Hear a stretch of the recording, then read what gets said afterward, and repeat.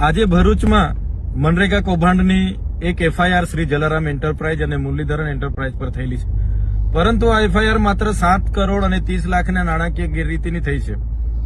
ત્યારે સવાલ એ થાય છે કે આ એજન્સીઓ દ્વારા વર્ષે જ 70 કરોડના નાણાં એજન્સીઓને ચૂકવવામાં આવ્યા છે। ત્યારે આગલા વર્ષોમાં અને પાછલા વર્ષોની તમામ તાલુકાની કામગીરીની જો તટસ્થ તપાસ કરવામાં આવે તો આ જલારામ એન્ટરપ્રાઇઝ એજન્સી દ્વારા કોઈપણ જગ્યાએ કોઈપણ જાતનું મટીરીયલ સપ્લાય કર્યું નથી, રોયલ્ટીવાળા બિલો મૂક્યા નથી, જીએસટીવાળા બિલો મૂક્યા નથી, છતાં કેટલાક નેતાઓના દબાણથી, અધિકારીઓ અને મિલીભગતથી કરોડો રૂપિયાના ટ્રાન્સફર આ એજન્સીના ખાતામાં કરવામાં આવ્યા છે।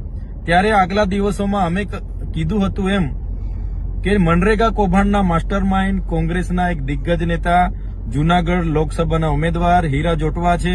આ બંને એજન્સી હીરા જોટવાની છે।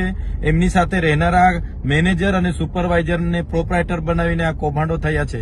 નર્મદા જિલ્લામાં પણ આવી જ રીતના 3 વર્ષ 2020-21, 21-22 અને 22-23માં આ જલારામ એન્ટરપ્રાઇઝના એકાઉન્ટમાં 400 કરોડ રૂપિયા જમા કરવામાં આવ્યા છે।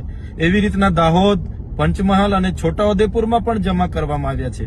ત્યારે ભરૂચમાં પણ તટસ્થ તપાસ થાય અને ગમે એવા ચમરબંધી નેતાઓ હોય કે અધિકારીઓ હોય એમને પણ આમાં આરોપી બનાવવામાં આવે એવી અમારી માંગણી છે।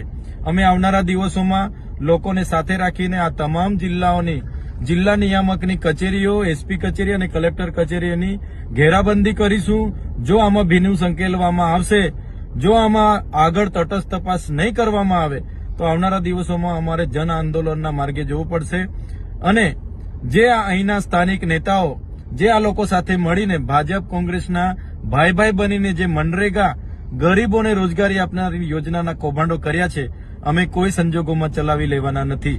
ધન્યવાદ।